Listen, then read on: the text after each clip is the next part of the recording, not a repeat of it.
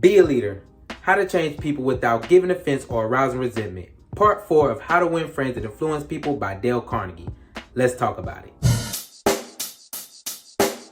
Check the mic and make sure it sound right, boy.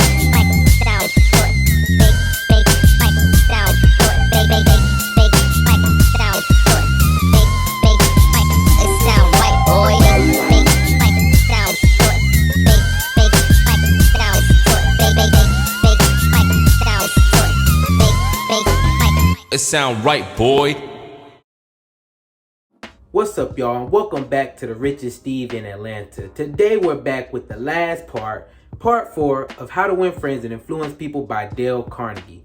If you haven't seen part 3 on how to win people to your way of thinking, go check that out, then come right back so we can finish up this series. Starting with chapter 1. If you must find fault, this is the way to begin.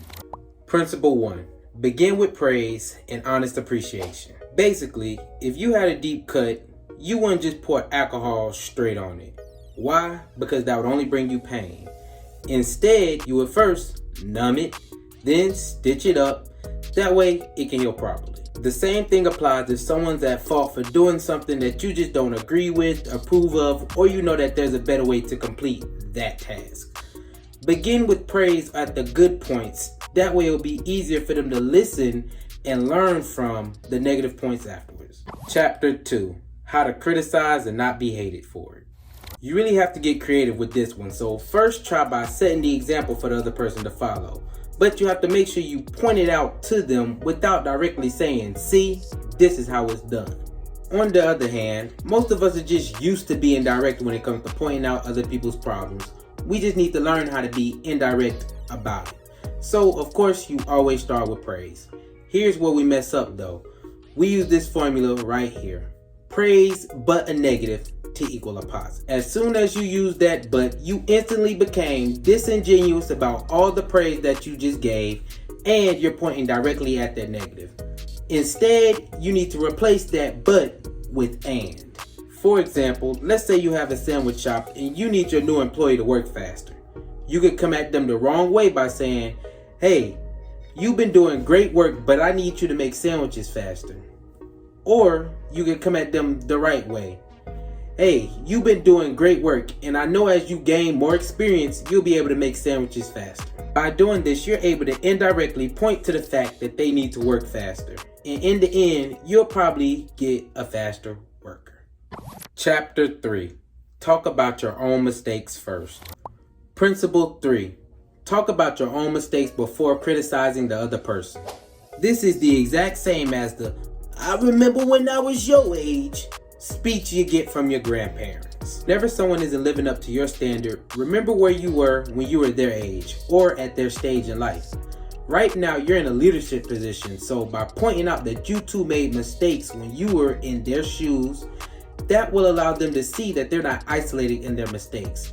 This will only lead to them listening to you and taking your advice. Chapter 4. No one likes to take orders. Principle 4. Ask questions instead of giving direct orders. Give people the opportunity to do things themselves without you having to order them to do so. This will allow them to learn from their mistakes, while also making it easier to correct their errors and allows for cooperation instead of resistance. This means even if it is to correct a bad situation, by asking a question, you've allowed the other person to have input into the situation, making the order easier to comply with without bringing resistance. Chapter 5. Let the other person save face. Yeah, the title of chapter 5 is Principle 5, so I'm gonna say it again.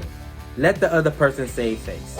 When someone fails at something or doesn't complete a task up to standard, that's already embarrassing enough. So why would you go and condemn them even more? That's not helping the situation at all.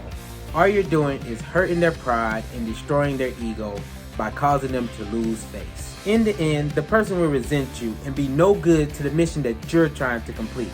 Instead, give them reassurance and let them know that you trust in their ability to complete whatever task that you give them. Allow them to save face. Chapter 6. How to spur people on to success. Principle 6.